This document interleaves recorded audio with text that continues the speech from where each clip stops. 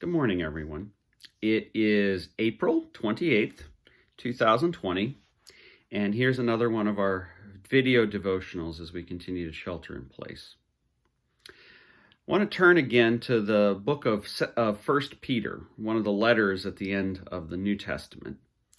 It's not a book, I admit, that I've read a huge amount, but as it's shown up in the lectionary over these last several days, I've been interested to read it and see some of the really powerful and meaningful and challenging things it has to say.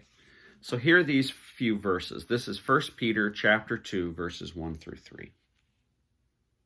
The author writes, speaking of how we should live like Christ, "Rid yourselves, therefore, of all malice and all guile, insincerity, envy, and all slander. Like newborn infants, long for pure spiritual milk, so that by it you may grow into salvation, if indeed you have tasted that the Lord is good." Now, in that, the author of 1 Peter, long ago, was writing to a group of Christians, and the author was saying to them, don't be insincere, don't be envious, don't talk bad about each other, be good to each other. Be good to each other in your actions and in your words. And that was almost 2,000 years ago. And you know what? That's still pretty good advice right now. And I think it's particularly relevant advice because so much of our communication right now is via the internet. In fact, I'm talking to you via the internet right now. Hello, everyone. And one of the things that I've seen during this time of pandemic is that people are not necessarily saying nice things on the internet. Now, this isn't brand new. People weren't saying nice things on the internet before. It's a real problem. There's a lot of insincerity. There's a lot of half-truths. There's a lot of people manipulating information for their own ends, or just sometimes just being nasty, making fun of somebody's physical characteristics or their health history, or just something like that, just being ugly. And that's not healthy. That's not helpful. And you know what? I've been guilty of this too. Sometimes I get frustrated and angry at someone, and I laugh at the wrong things. Or I'm not nice, or I'm not the person I want to be. And unfortunately, in this time of pandemic, when we're all under stress, and stress does not always bring out the most positive emotions in humans, and that's okay. That's just reality.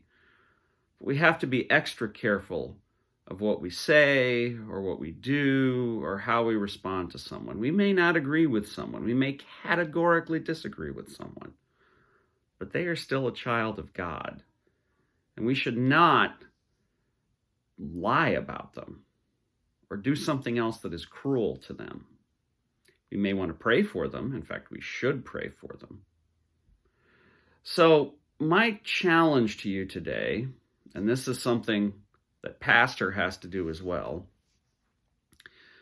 My challenge to you today is to make sure that what you're consuming on the internet is positive. It's stuff that's building people up. Now, getting information, and I'm not saying, don't read anything that makes you feel bad, because you know what? Sometimes real information that we need is not super fun.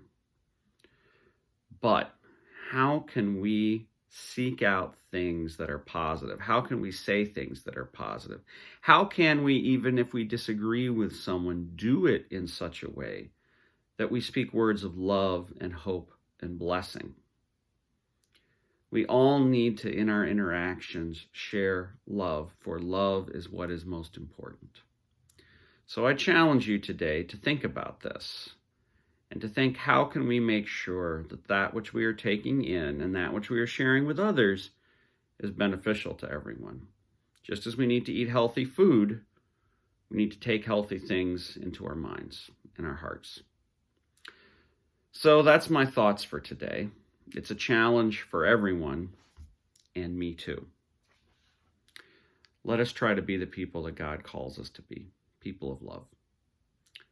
God bless everyone. And I'll see you tomorrow. Take care. Goodbye.